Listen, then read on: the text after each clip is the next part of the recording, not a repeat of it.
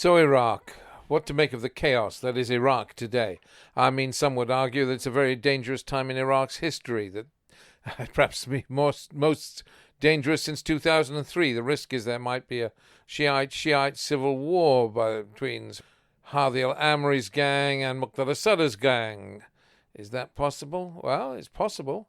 Is it likely? Not likely, but it's possible. And if such a thing happened, we might end up with a dictatorship in Iraq.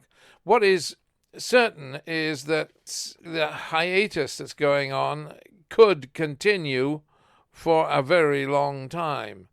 I mean, there is talk of a government being formed. Their names are being touted. At one time, Haitham al-Jabouri was being touted as a name. So was the governor of Basra, Asad al-Aidani.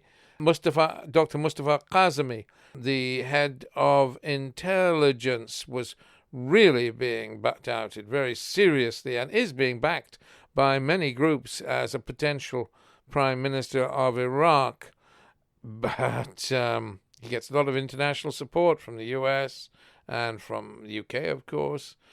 People respect him. He's a guy in the shadows, but people respect him.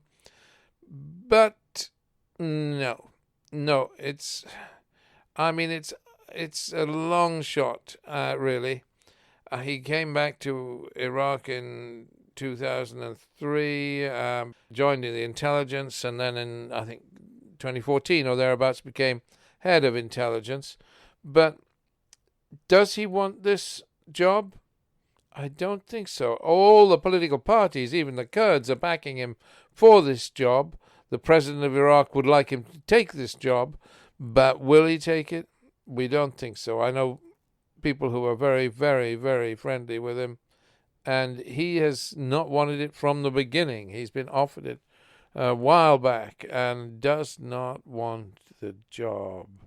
Other names are being touted by Ali Shukri, who was Dean of Law in Kufa, Member of Parliament, senior advisor to the President.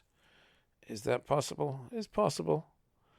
But it's a poison chalice to be Prime Minister of Iraq now. And there is no incentive amongst the elite to take this burden on their shoulders. Baghdad has become a place of competing warlords. Iraq is becoming a failed state. Partition? That's not going to happen. The Kurds burnt every chance of partition. I mean, mention partition because it's one of the solutions people talk of, but the sense of more autonomy for the Sunnis, more autonomy for the Kurds, and three different regions, a kind of confederation of Iraq. But people see that as breaking the country apart. There was a chance for it, but the Kurds held their referendum for the wrong reasons. They held a referendum in order to increase hegemony for the KDP instead of for the reason of actually a referendum that would push things forward in the right way. So we have a difficulty, and whoever becomes premier is held hostage to the political parties. It's sad, really. Can we have a quasi-independent government? It's unlikely. Nothing is happening. Everybody seems to have gone home in despair. No, that's not entirely true. People are meeting, and these various cabals are getting together, but the point is they can't find anybody who'll take the job. Dr. Mustafa Kazemi is the best man for the job. Will Dr. Mustafa Kazemi take the job? We would all like him to, all the political parties, all the international community. But it's difficult. I mean, can a Prime Minister of Iraq be independent, command authority?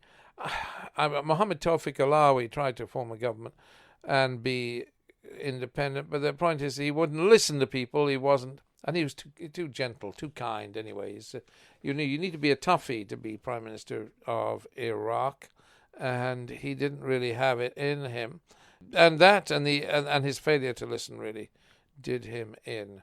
And there are technically 15 days since Mohamed Tawfiq Allawi's failure to form a government available to the president under the Constitution, before he has to appoint the next prime minister. But for the moment, of course, we have the crisis, the terrible issue of the coronavirus, which is hitting Iraq very hard.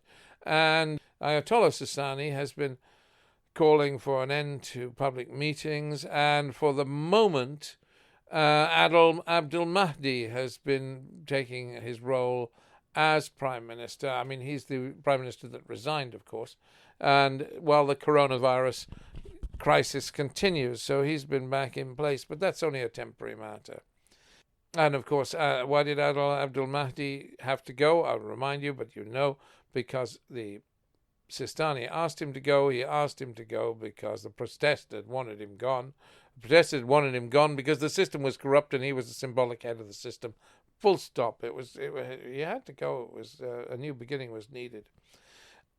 So where are we at? Well, why does nobody want the job? Well, one big reason is the oil price war between Russia and Saudi Arabia.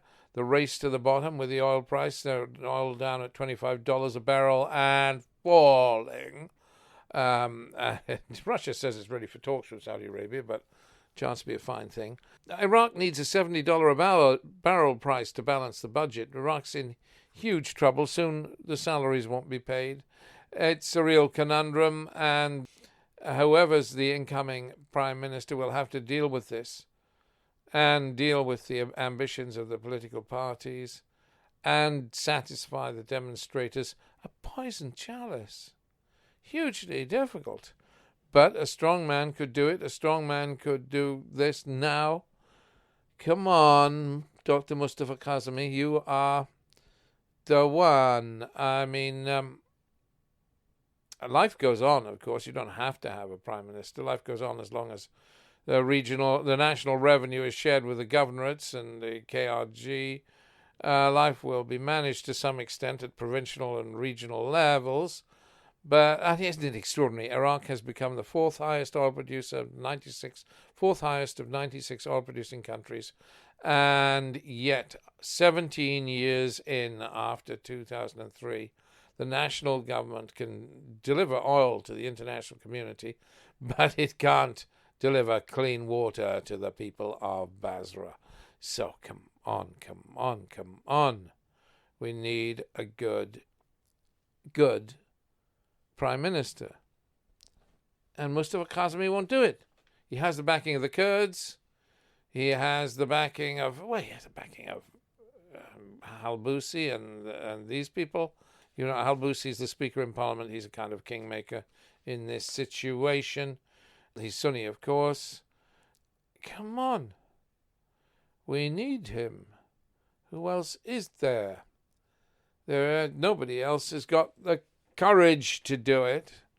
So in a situation in which the political elite in Iraq is behaving in a pathetic manner, we need Dr. Mustafa Kazemi to step forward and to take this burden on his shoulders. It's time. It's time. It's time. Iraq needs a future, and we want to see some form of stability in these difficult days.